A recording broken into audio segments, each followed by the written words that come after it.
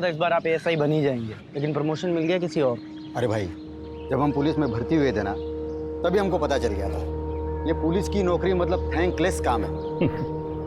हम ऐसा नहीं सोचते हैं। ये एसआई बनने में जो है रिपोर्ट लिखने का झंझट है। हमारे लिए फील्ड का काम अच्छा है।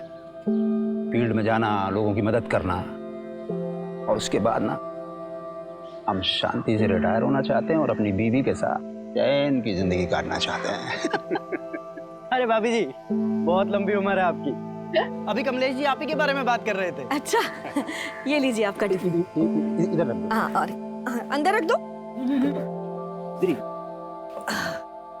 काहे के लिए परेशान होती हो रोज रोज? हैं, सुबह दे दिया करो ना हमको।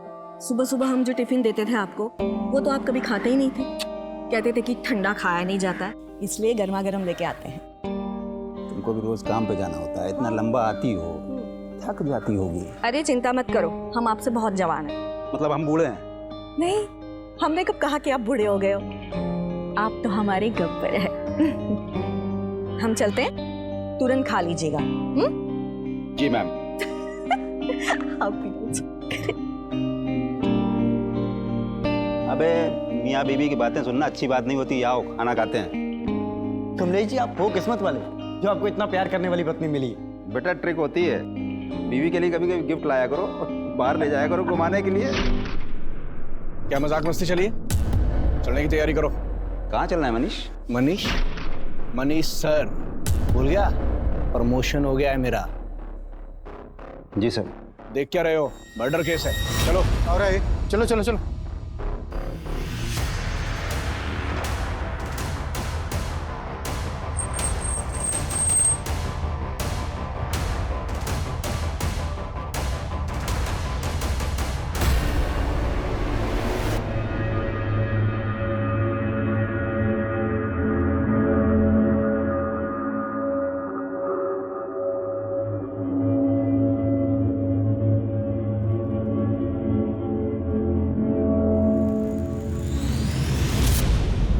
सर, लड़की पर पत्थर से वार करके मारा गया है।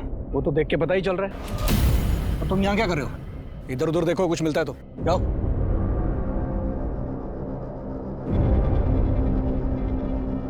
लगता है सर रेप भी हुआ है। वो तो पता चल ही रहा है, कपड़े फटे हुए हैं इसके। जी सर, मैं इधर देखता हूँ कुछ। और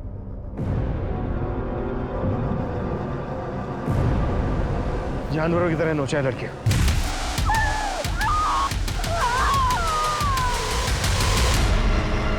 बहुत ही ब्रूटल मर्डर। लड़की गहरी रंजिश रही होगी लड़की के साथ।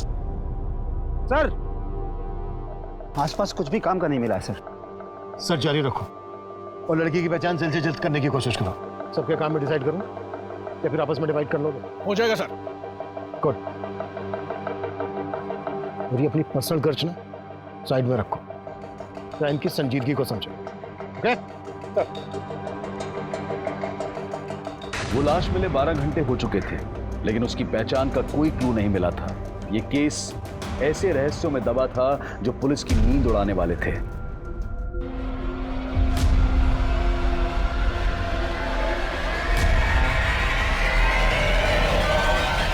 Rarest of the rare rape case है सर। इसका न सिर्फ रेप किया गया है बल्कि ब्रूटली टॉर्चर भी किया गया इसको। इसकी लेफ्ट हैंड की ये चारों उंगलियां फ्रैक्चर्ड, गले पर बाइट मार्क्स हैं दोनों तरफ, और वैसे ही बाइट मार्क्स उसके चेस्ट पर भी हैं। शरीर को बुरी तरह से नोचा खरोचा गया है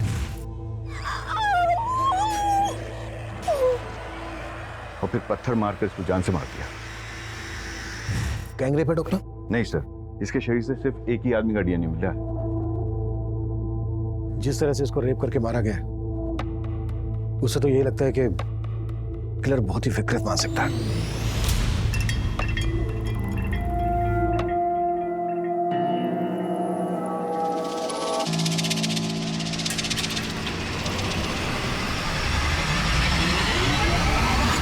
कौन है? डर गई क्या? हाँ? तुम पी के आए हो? अरे मैंने तो सोचा था तुम ड्यूटी पर हो गया आज से नाइट शिफ्ट थी ना तुम्हारी। मेरे पीछे आयाशी करने से बाज नहीं आते तुम। तो तुम यही चेक करने के लिए आज रात ऑफिस ही नहीं गई? हाँ मुझे तुम्हारी तरह जासूसी करने का कोई शौक नहीं है। हाँ। अरे नाराज हो? बोला ना, पीने के बाद मुझे छुआ मत करो।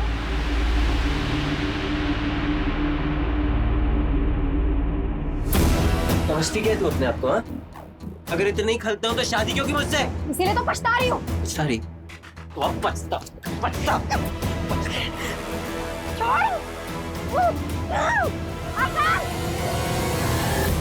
विक्रांत, क्या बात है?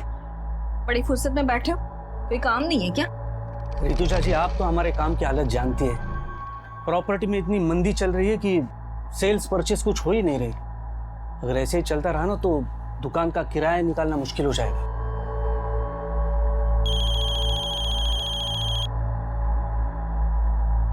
हेलो मैम, आप मेरी हेल्प करने के लिए जल्दी से आ जाइए। वो मुझे परेशान करने फिर से आ गया है। तुम रो मत, मैं आ रही हूँ।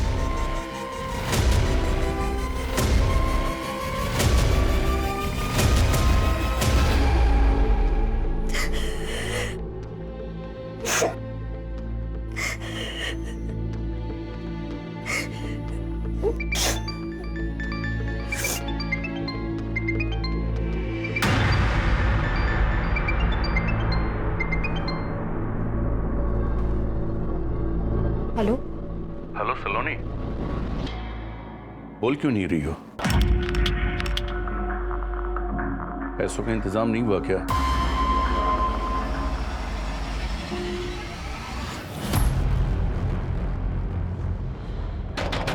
दरवाजा खोलो! दरवाजा खोलो! विजेता, हम हैं। ऋतुजा, खोलो।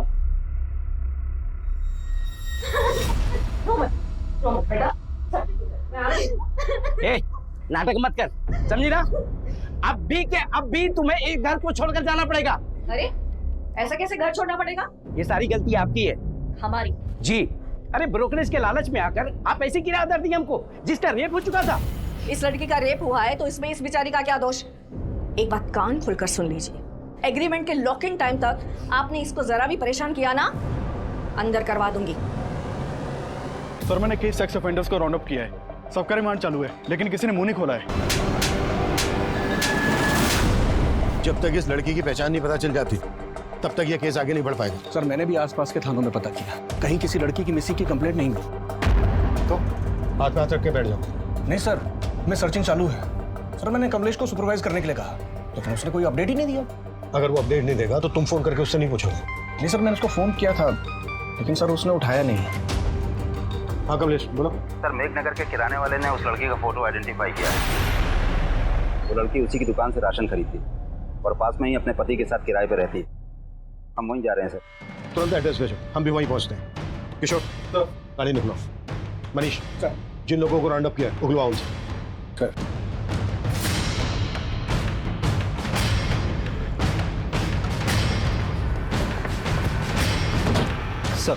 सर, लड़की का नाम आरती है। अपने पति के साथ किराए पर रहती थी यहीं पर। मकान मालिक बगल में ही रहते हैं। ये सर हरिचरण, आरती के मकान मालिक। ताला खोलो। सर, चाबी नहीं है। चाबी मेरे दूसरे घर पे रखी है सर। मैंने लड़के को भेजा है, वो चाबी लेके आता ही होगा। इस लड़की आरती का हस्बैंड कहाँ है? सर, अभी तो कुछ पता नहीं। कई दिनों से यहाँ ताला लगा हुआ था। सर, साहब आए थे तो मैंने विनोद को फोन भी किया था, लेकिन उसका फोन तो बंद आ रहा है। विनोद, ये आरती के हस्बैंड का नाम है? हाँ जी सर। कब से रह रहे थे ये दोनों यहाँ किराए पर? ये तकरीबन 7 महीने हो गए। ये है हमारा सिटिंग एरिया और ये है हमारा घर। पसंद आया तुम्हें?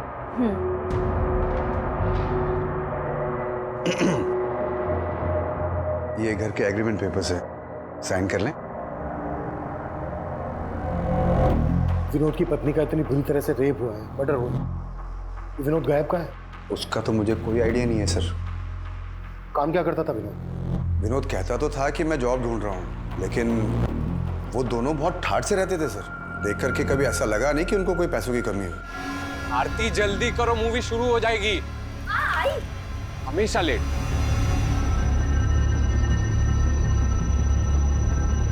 हमेशा कैब से आना जाना, कोई ना कोई फूड डिलीवरी वाला हमेशा गेट पे खड़ा दिखता था। लेकिन सर चौथे पांचवें महीने फिर उन्होंने मेरा किराया नहीं दिया, तो मैंने साफ साफ बोल दिया मेरा मकान खाली कर दो भाई।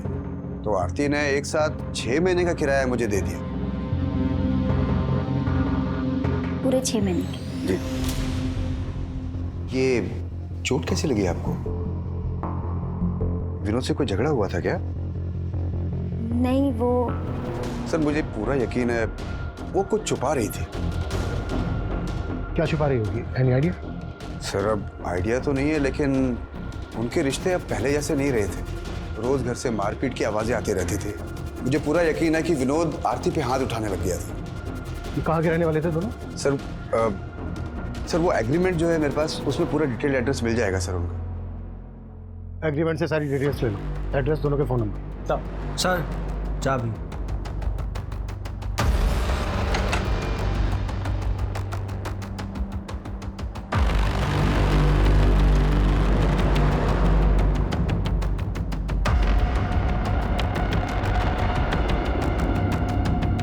पूरे घर की तलाशी लो, कुछ भी छूटना नहीं चाहिए।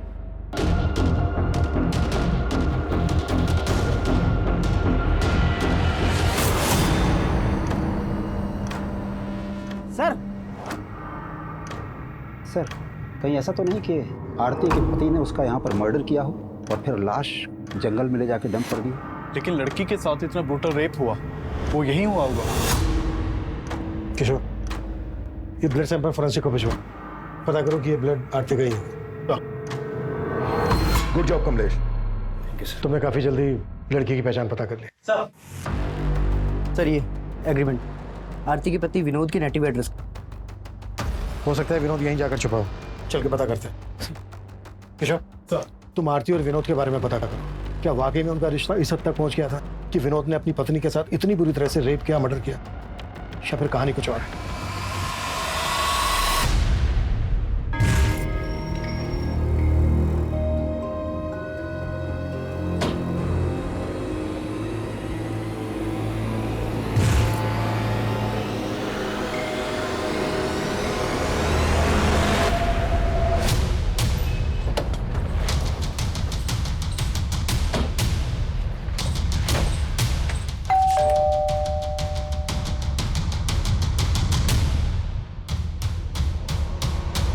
विनोद का? विनोद? हाँ विनोद, क्या लगता है तुम्हारा? वो मेरा बेटा है साहब, पर अब वो यहाँ नहीं रहता। लेकिन आप लोग यहाँ किस लिए आए हो? तुम तो ऐसे पूछ रहे हो जैसे तुम्हें कुछ मालूम नहीं है। मेघनगर में विनोद की पत्नी आरती की लाश मिली है हमें, बुरी तरह से रेप हुआ है, उसका मर्डर हुआ है, और विनोद गायब है। कहाँ छिपा है वो? साहब हमको इस बारे में कुछ नहीं मालूम, और हम तो वैसे भी 7 महीने से विनोद से नहीं मिले। असल में विनोद और आरती भाग कर शादी किए थे, और तुम इस शादी के खिलाफ थे। कहीं ऐसा तो नहीं है किसी बात का बदला लिया आरती से? नहीं साहब, मैं बता चुका हूँ आपको कि हम नहीं जानते कि आरती और विनोद कहाँ रहते थे। आरती के घर वाले कहाँ रहते हैं? क्या हमारी बेटी के साथ? किसने किया ये सब हमारी बेटी के साथ? उस विनोद के अलावा कौन होगा पापा? शक तो हमें भी विनोद पर ही है। आप लोगों को सच में नहीं मालूम था कि वो दोनों कहाँ रह रहे थे? क्या फिर आप लोग हमसे कुछ छुपा रहे हैं? हम आपसे क्या छुपाएंगे साहब? हम तो खुद पिछले 7 महीनों से बेटे का शक्ल देखने को तरस गए थे। उसने आरती को इतना बरगलाया था कि हमारी बेटी यहाँ से अपनी माँ के सारे गहने, रुपए, पैसे लेके उसके साथ भाग गई थी साहब। अब जब हमारी बेटी से उसका मन भर गया होगा तो उसने उसका ये हाल किया। हमें उस पर पहले से शक था साहब, वो सही आदमी नहीं था, लेकिन आरती नहीं मानी। वो हम सबको छोड़ के चली गई साहब। सर, आरती और विनोद, हम दोनों के घर वालों का भरोसा नहीं कर सकते। ऑनर किलिंग का भी एंगल हो सकता है। जितनी बुरी तरह से आरती का रेप हुआ है,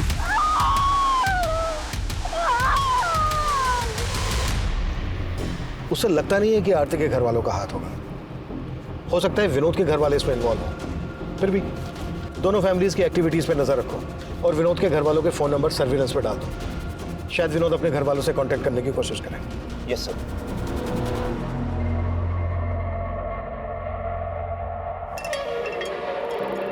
आकाश, ये तुमने ठीक नहीं किया। मुझसे बिना पूछे मेरी 7 लाख की एफडी तोड़वा दी। अकाउंट हम दोनों के नाम से था, उसमें मेरे भी पैसे थे। तुम्हारे सिर्फ 1.5 लाख रुपए थे। मुझे मेरे पैसे वापस चाहिए। वो पैसे मैंने इन्वेस्ट कर दिए। क्या? मुझसे बिना पूछे मेरे पैसे इन्वेस्ट कर दिए? तो तुम मुझसे सब कुछ पूछ कर करती हो क्या? मुझे तुमसे बहस करने की जरूरत नहीं है। मुझे मेरे पैसे वापस चाहिए तुरंत। मैंने बोला ना तुमसे, वो पैसे मैंने इन्वेस्ट कर दिए हैं। कहाँ इन्वेस्ट कर दिए पैसे?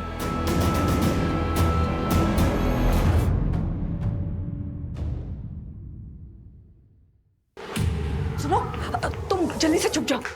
कहीं भी जल्दी करो, छुप जाओ।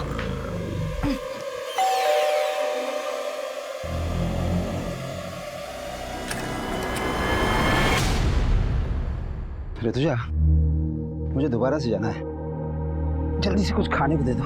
अरे अभी तो आए और अभी जाने की बात कर रहे हो? अरे एक केस के सिलसिले में जाना है, मुश्किल केस है थोड़ा सा, अगर ध्यान नहीं दिया तो कोई बेगुनाह फंस सकता है।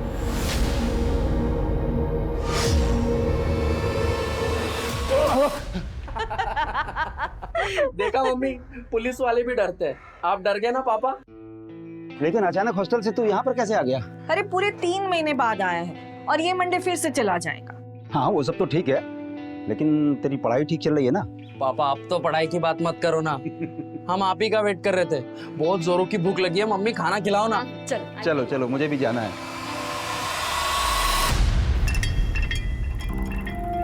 तो तुम मेरा पीछा कर रहे हो?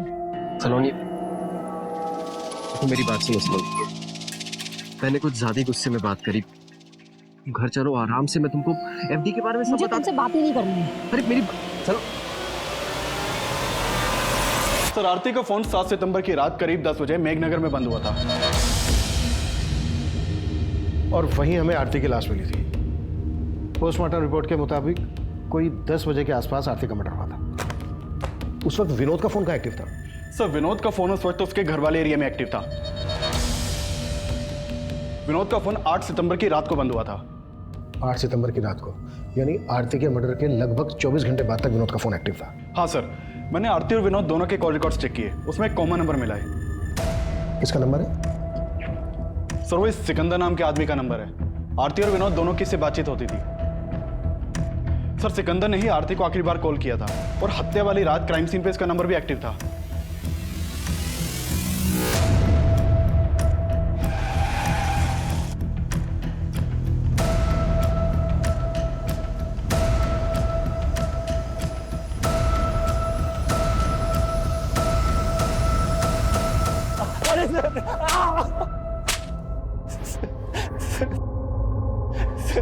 सर मैं सच कह रहा हूँ, मैंने आरती के साथ कुछ नहीं किया।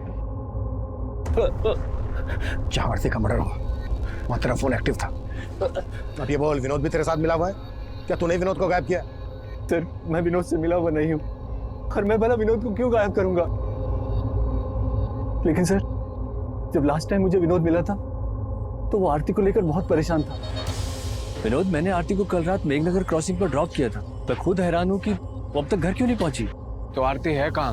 वो विनोद बहुत डरा हुआ था सर, उसके माथे पर चोट भी लगी थी।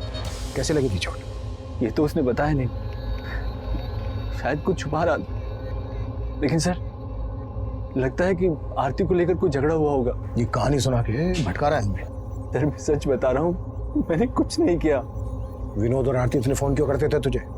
सर, वो विनोद मेरे गैराज में जॉब करता था। माना, विनोद तेरे गैराज में जॉब करता था इसलिए तुझे फोन करता था, और उसकी पत्नी आरती क्यों फोन करती थी तुझे? सर, वो भी जॉब ढूंढ रही थी पर विनोद ने ही मुझे उससे मिलवाया था। सर, ये मेरी वाइफ है आरती, ये भी जॉब करना चाहती है। आपके तो बहुत सारे कॉन्टेक्ट्स हैं ना, इसको भी कहीं पे जॉब पे लगवा दीजिए ना। वो आरती के लिए जॉब ढूंढ रहा था या फिर तेरी बुरी नजर थी उस पर? क्या किया तूने उसके साथ? सर मेरा विश्वास कीजिए, मैंने आरती के साथ कुछ नहीं किया। उस रात भी वो मुझे रास्ते पर मिल गई थी। वो घर जाने के लिए ऑटो ढूंढ रही थी तो मैंने उसे मेघनगर क्रॉसिंग पर ड्रॉप किया था। आई एम सो सॉरी आरती, मैं थोड़ा जल्दी में हूँ, मुझे सीधे निकलना है वरना तुम्हें घर तक छोड़ दूँ। इट्स ओके सर, कोई बात नहीं। Bye.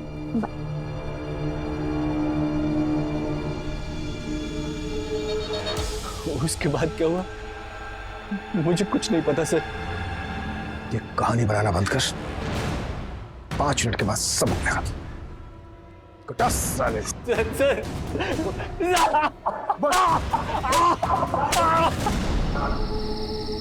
Auto auto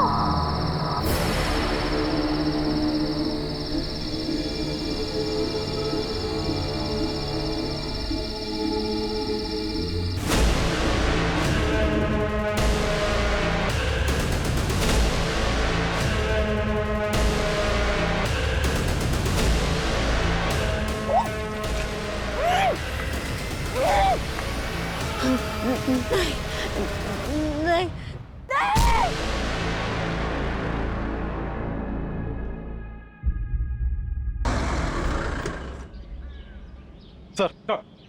sir Sikandar को बहुत तोड़ा लेकिन वो कुछ उगला नहीं। डीएनए लो और आरती की बॉडी से जो हमें रेपिस्ट का डीएनए मिला मैच करो। सर विनोद पर क्या लीड है? सर उसके फादर का फोन सर्विलेंस पे, लेकिन कुछ भी सस्पिशियस नहीं मिला। हो सकता है विनोद कहाँ गायब है ये सिकंदर जानता हो। एक काम करो, सिकंदर को जाने दो और नजर रखो उस पर। सर मनीष, सर सिकंदर बोल रहा था कि जब विनोद उसके पास आरती को पूछने आया था तो विनोद के सर पे चोट लगी। आरती के घर से जो हमें ब्लड मिला है चेक किया, आरती का ही है। सर वो कमलेश देख। सर मैं देख। बेटर। सर ब्लड की फॉरेंसिक रिपोर्ट आ गई है। आरती के घर जो खून के धब्बे मिले थे वो आरती के ब्लड ग्रुप से मैच नहीं कर रहे हैं। विनोद पर क्या रिपोर्ट है? सर विनोद की तो कोई लीड नहीं मिली, लेकिन मैंने आरती के घर वालों की एक्टिविटीज चेक की।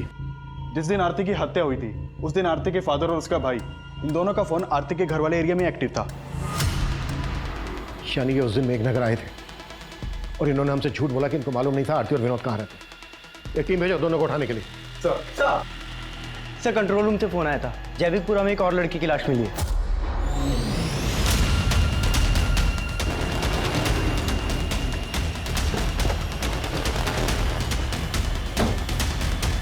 पीछे हो जाओ।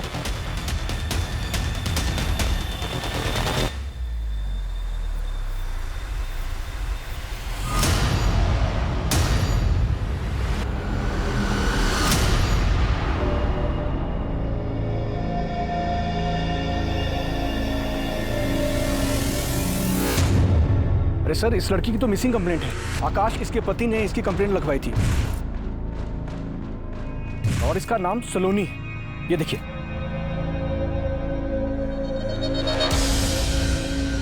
सलोनी की लाश को देखते ही पुलिस को लगा था कि शायद सलोनी की हत्या आरती की हत्या की मोडस ऑपरेंडी इस्तेमाल करके की गई है।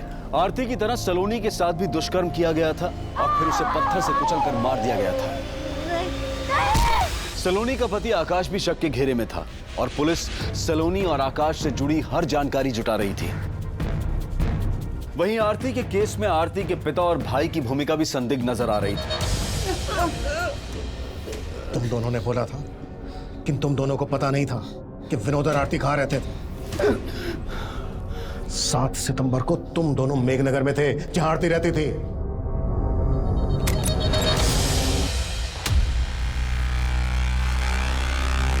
अंदर देखो।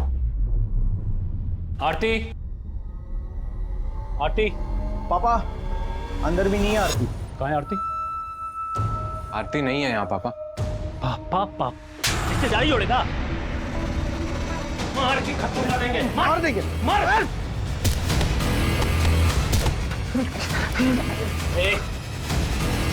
कहाँ है हमारी बेटी? मुझे नहीं मालूम है। ये नहीं मानेगा ये। कौन कहाँ है इसका? आरती का नंबर होगा। आरती तू कहाँ है बेटा? पापा आरती, आरती बता सामने।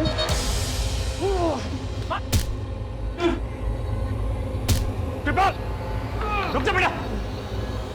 उसको चोट बहुत लग गई थी, हम लोग घबरा गए थे और हम दोनों वहां से चले गए थे साहब। ऐसे नहीं उगलेंगे दोनों। कटस! इन पे से भरोसा नहीं कर सकते। इनका भी डीएनए लो और एपिस्ट के डीएनए से मैच करवाओ। हाँ मनीष बोलो। सर ये सलोनी और आकाश की आपस में बनती नहीं थी। पड़ोसियों ने कहा कि वो आपस में काफी झगड़ा करते थे और उसी की एक कुलीग ने कहा कि वो तो अपने पति से डाइवोर्स लेने तक की बातें कर रही थी। सर ये क्या बोल रहे हैं आप? सर झगड़े किन मियां बीवी के बीच में नहीं होते। ड्रामा बंद करिए। सब पता है हमें। सलोनी की हत्या से 3 दिन पहले तूने तेरी और सलोनी की 7 लाख की एफडी तोड़वाई थी। और क्या क्या किया तूने, अब ये तू हमें बता। सर मैं सच कह रहा हूँ, मैंने कुछ नहीं किया। जरूर इस सब में उसके चाचा का हाथ है। वो उससे 12 लाख रुपए मांग कर उसको टॉर्चर कर रहे थे सर।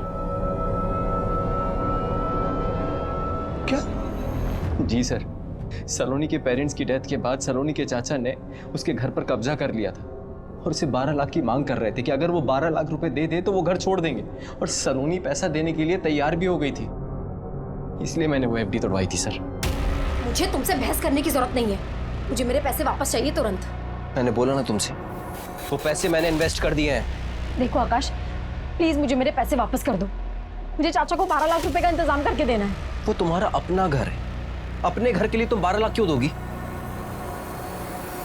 वो पैसे तो मैंने बचा लिए, लेकिन बाद में मैंने चेक किया तो घर से सलोनी के गहने गायब थे। घर से सलोनी के गहने गायब, और ये बात तू हमें अब बता रहा है? सर मैंने कल रात में ही चेक किया था। अरे ऋतुजा जी, आइए आइए।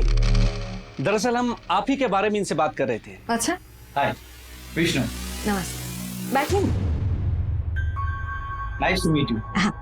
वैसे विक्रांत भाई आपके बारे में बड़ी तारीफ कर रहे थे। अच्छा, दरअसल वो अपना दफ्तरगंज वाला एरिया है ना, वहाँ की जमीन इन्हें पसंद है, खरीदना चाहते हैं। बस इनकी एक छोटी सी डिमांड है। डिमांड? जी, और वो डिमांड सिर्फ आप ही पूरी कर सकती हैं। लेकिन आपकी डिमांड क्या है?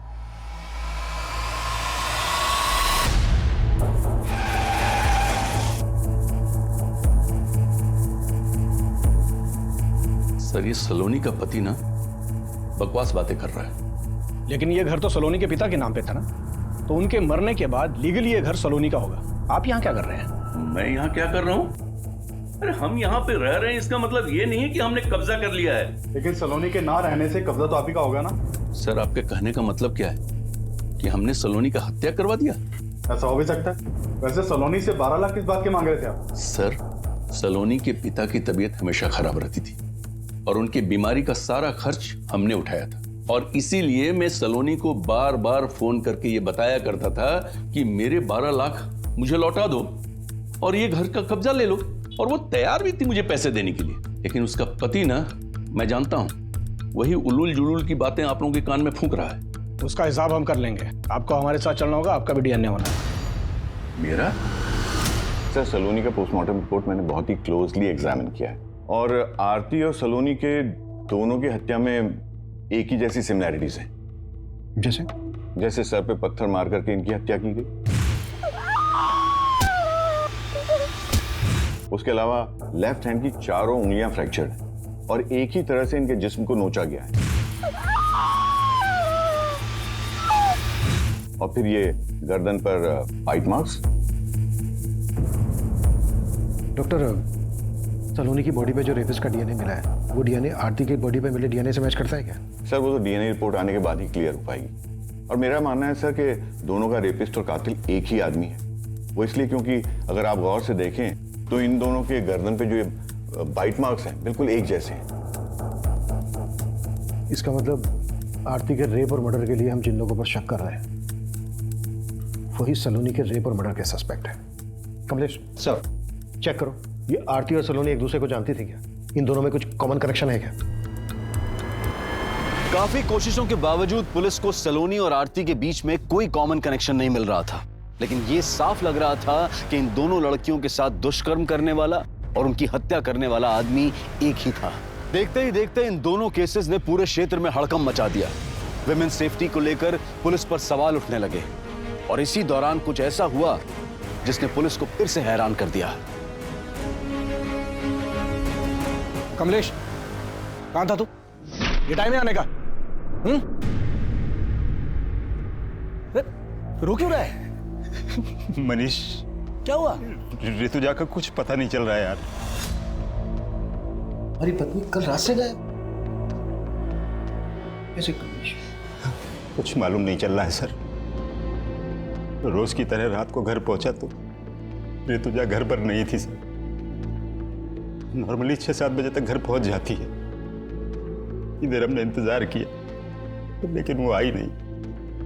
फिर हमने उसके पार्टनर विक्रांत को फोन लगाया सर।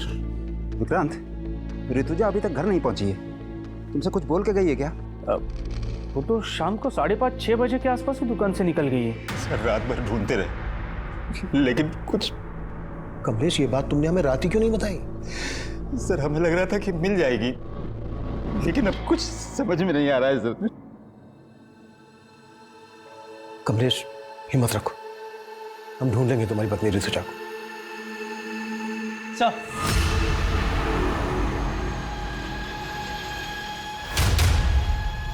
हामिद बोलो। हाँ सर, वो आरती के पति विनोद का फोन कानपुर में ऑन हुआ था। कानपुर पुलिस से कांटेक्ट करो, इसकी अपडेट दो, शायद वहां से हमें कोई लीड मिल जाए। सर,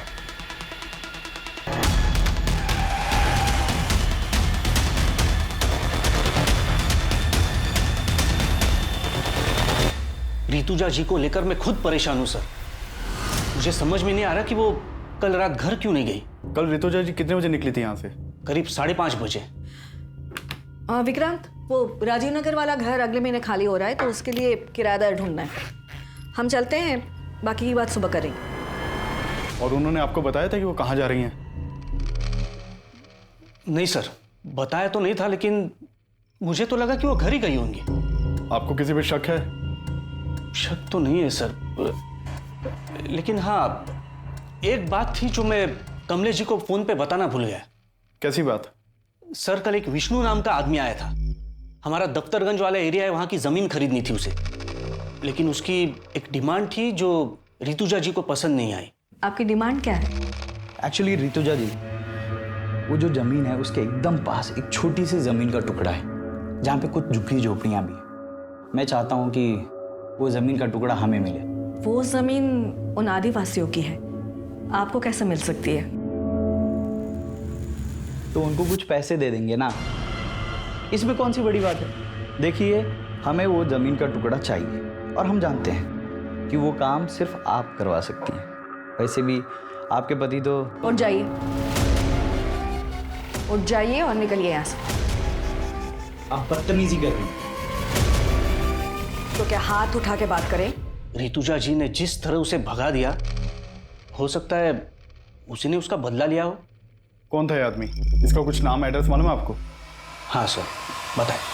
सर, कमलेश जी की बीवी ऋतुजा का फोन कल रात हरिनगर एरिया में बंद हुआ था। कमलेश से पूछो कि हरिनगर में उसकी जान पहचान वाला कोई रहता है क्या? सर, हमने कमलेश जी से बात की है, उनका कहना है कि वहाँ उनका ऐसा कोई भी नहीं रहता जहाँ ऋतुजा जा सके। तो पूरे हरिनगर में अच्छे से पूछताछ करो। सर, एक तरफ हेड कांस्टेबल कमलेश की पत्नी ऋतुजा की तलाश की जा रही थी, तो विनोद को भी एक प्राइम सस्पेक्ट मानकर ढूंढा जा रहा था। दोनों क्राइम सीन्स के एरिया के आसपास मौजूद कई सीसीटीवी फुटेजेस को लगातार खंगाला जा रहा था। वहीं ऋतुजा के पार्टनर विक्रांत के बयान के आधार पर अब विष्णु बिष्ट को भी तलब किया गया। सर, ऋतुजा जी ने जब मना किया तो मैंने बात वहीं खत्म कर दी। बात खत्म नहीं हुई। ऋतुजा ने जलील करके निकाला था तुझे, बुरा तो लगा। सर, लगा था, लेकिन मैं वहां पे अपनी मर्जी से नहीं गया था। मुझे विक्रांत ने फोन करके बुलाया था। विक्रांत ने? जी। उन्होंने कहा था कि ऋतुजा मेरा काम करवा देगी, लेकिन उसने तो उसके मुंह के सामने ही मना कर दिया। फिर मैं वहां से चला गया। सर, हरिनगर के जंगल में कमलेश की बीवी ऋतुजा की लाश मिली है।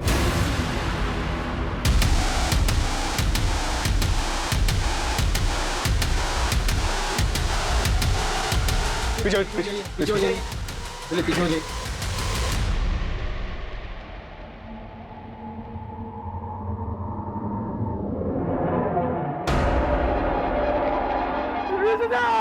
कहना था कि सलोनी और आरती का किलर एक ही हो सकता है। और अभी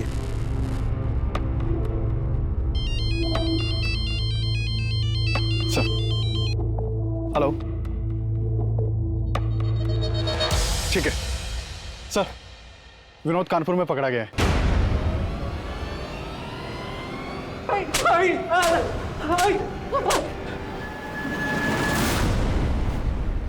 सर, मैं आरती से बहुत प्यार करता था, मैंने कुछ नहीं किया है।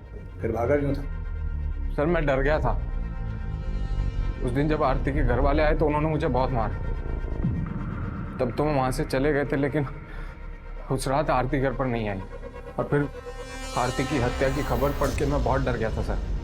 डर गया था? अगर डर गया था तूने कुछ नहीं किया तो डरने की क्या जरूरत है? सर, मुझसे गलती हो, पैसों की तंगी में मैंने आरती की लाइफ बर्बाद कर दी। पैसे की तकलीफ? तो कहना क्या चाहता है? सर मैं चाहता था कि आरती की जॉब लग जाए, लेकिन सिक्का ने मुझसे कहा कि अगर मैं आरती को उसके साथ। वो तुम्हें समझ में आ रहा है? तुम क्या बोल रहे हो? आरती समझने की कोशिश करो, 3 महीने से किराया नहीं दिया है, कुछ नहीं बचा है हमारे पास। और आरती अगर तुम नहीं मानी ना तो मकान मालिक हमें घर से बाहर निकाल देगा। तुम ये कहना चाहते हो कि मैं चंद पैसों? आरती चंद पैसे नहीं है, जरूरत है हमारी अभी। तो क्या करें, घर चले जाएं? एक्सेप्ट करेंगे वो? मार डालेंगे आरती हमें। आरती जब तक मुझे कुछ अच्छा काम नहीं मिलता तब तक कर लेते हैं ना।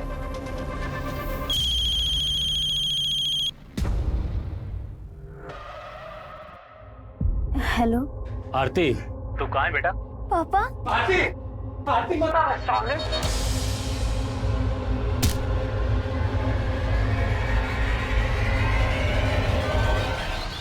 तो जब मुझे पता चला कि आरती के साथ इतना सब कुछ हुआ है तो मेरा शक सीधा सिकंदर पर ही गया। लेकिन अगर मैं आपको उसके बारे में बताता, मुझे ये भी बताना पड़ता कि आरती को वहां पर क्यों बेचता था। अपनी बीवी से धंधा करवाता है और बोलता है भरोसा करो। तोड़ साले को। सर सर सर सर मैं मानता हूँ कि मैं आरती के साथ रिश्ता रख के विनोद को पैसे देता था, लेकिन सर उस रात मैंने आरती को मेघनगर क्रॉसिंग पे ड्रॉप कर दिया था।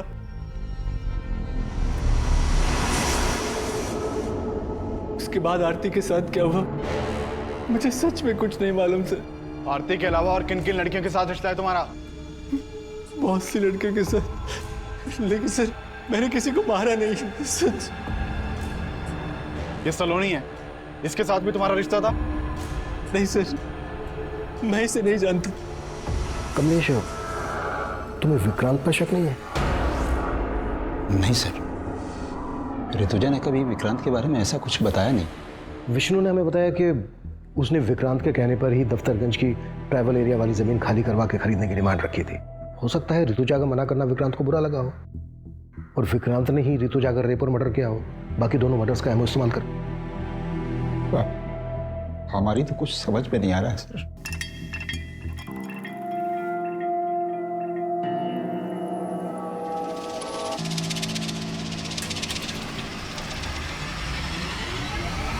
सर मैंने दोनों क्राइम सीन के आसपास की सीसीटीवी फुटेज चेक की, उसमें एक कॉमन आदमी नजर आया है। ये देखिए सर, ये आदमी मेघनगर में आरती के पीछे जाता हुआ दिख रहा है और जैविकपुरा में सलोनी के पीछे है। कौन ये आदमी? सर खबरियों से पता लगवाया मैंने, ये एक चरसी है, नशे के लिए चोरी लूट करता है, हमने इसे उठवा लिया है। सर मैंने किसी को नहीं मारा सर। सर मामूली सा चोर हूँ सर, रेप नहीं किया सर मैंने। सर मैंने कुछ नहीं किया सर। कुट्टा। सर नहीं। सर वो चरसी भी कुछ नहीं उगल रहा है। उसका वीडियो ले लो और ऋतुजा के मर्डर के दौरान कमलेश की एक एक एक्टिविटीज चेक करो।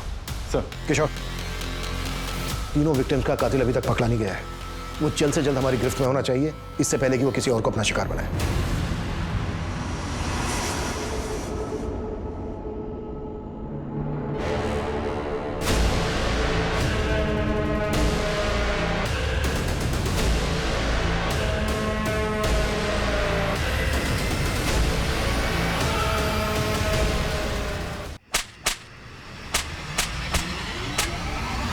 सर वो दोनों लड़के को सर मैं नहीं मारा है सर।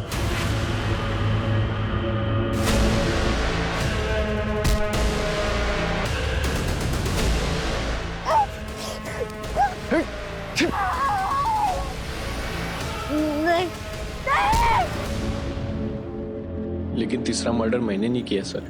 सर नशा करने के बाद मुझे पता नहीं चलता है सर मैं क्या कर रहा हूँ क्या नहीं कर रहा। कुत्ता साले। नहीं सर, नहीं।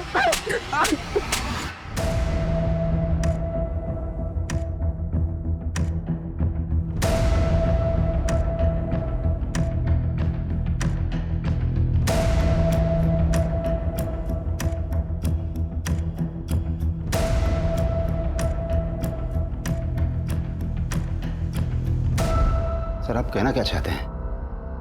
हमने वो मर्डर? हाँ यही कह रहा हूं मैं, वो मर्डर तुम ही ने किया। सर ऋतुजा हमारी बीवी थी, आप जैसा सोच रहे हैं वो गलत है। पिछले 25 सालों से पुलिस की नौकरी कर रहे हैं, आज तक वर्दी पर दाग नहीं आने दिया है। कमलेश, ये किताबी बातें बंद करो। तो आप भी फैक्ट रखिए ना सर। हमें फंसाने की साजिश हो रही है सर।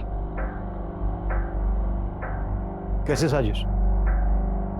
जो भी कहना चाह रहे हो खुल के बोलो। हम कुछ नहीं कहना चाहते सर। अगर आपको लगता है कि हम कातिल हैं तो प्रूव करके दिखाइए।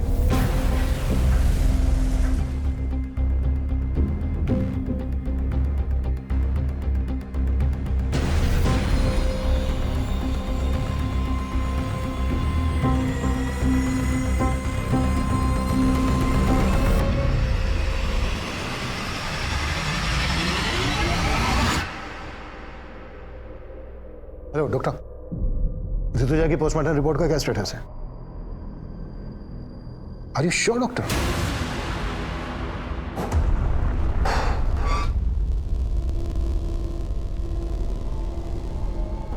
सब क्या है ये सब?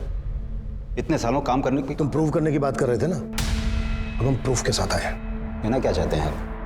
वो ये कि तुम्हारी पत्नी ऋतुजा की बॉडी पे जो खरोंच के निशान मिले हैं वो आरती और सलोनी की बॉडी पे मिले खरोंच के निशान के जैसे तो हैं, लेकिन एक ही आदमी ने नहीं बनाए। कुछ समझा नहीं।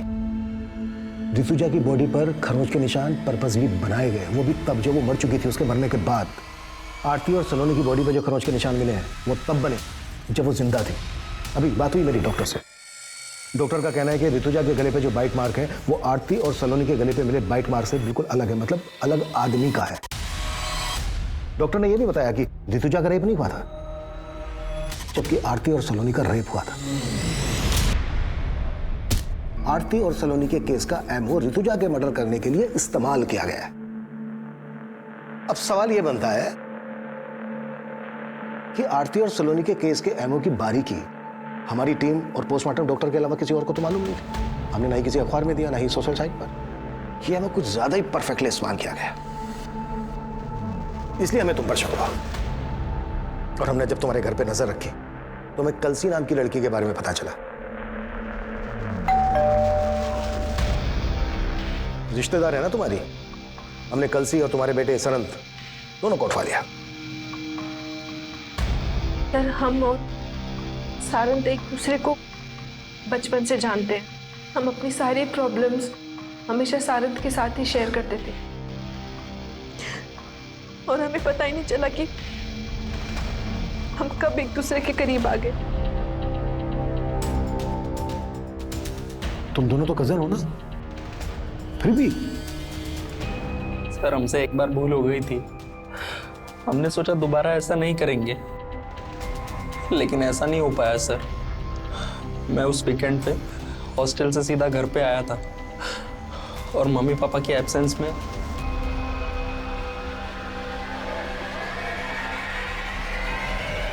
सारंग, बेशरम, ये क्या कर रहा है तू? और तू शर्म नहीं आई तुझे?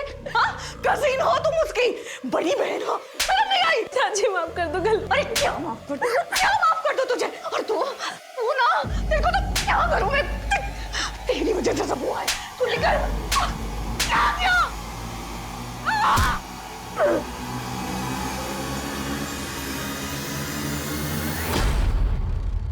हम डर गए थे सर, और पापा को बताने के अलावा हमारे पास और कोई चारा नहीं था। हमने पापा को कॉल किया सर। हेलो पापा। क्या हुआ मम्मी को? पापा, मम्मी। ऋतुजा, क्या हुआ है? सच सच बताओ क्या हुआ है? दोनों लोग तुम सच सच बताओ क्या हुआ है? क्या हुआ है? मुझे माफ कर दो पापा। सर, हम अपने बेटे को बचाना नहीं चाहते थे, लेकिन उसको गिड़गिड़ाते देख हमारा मन पसीज गया। सोचा कि ऋतुजा को तो खो ही चुका हूं, और अब बेटे। हम मानते हैं कि हम अपने फर्ज से डगमगा गए थे सर, पर हम बेबस थे। बेबस थे साहब। आरती और सलोनी वो बेबस पीड़िताएं थीं जिनके अपनों ने कभी उनका साथ नहीं दिया। लेकिन कमलेश जिस बेबसी से लड़ रहा था, उस बेबसी में शायद कोई भी अपने फर्ज से डगमगा सकता था। लेकिन ऐसी स्थिति में जब सही और गलत का तराजू हमें ऐसे असमंजस में डाल रहा हो, तो हमारे फैसले का पलड़ा सच और सही की तरफ झुकना चाहिए। क्योंकि झूठ और गलत को जितना भी छिपाने की कोशिश की जाए, वो एक ना एक दिन सामने आ ही जाएगा। अब मैं अनूप सोनी आपसे विदा लेता हूं। फिर मुलाकात होगी क्राइम पेट्रोल सतर्क के ब्लैक हेडलाइंस अध्याय में एक और नए केस के साथ। और याद रखें, क्राइम और आपके बीच में सिर्फ इतना फर्क है कि आप कितने सतर्क हैं। सतर्क रहें, सुरक्षित रहें।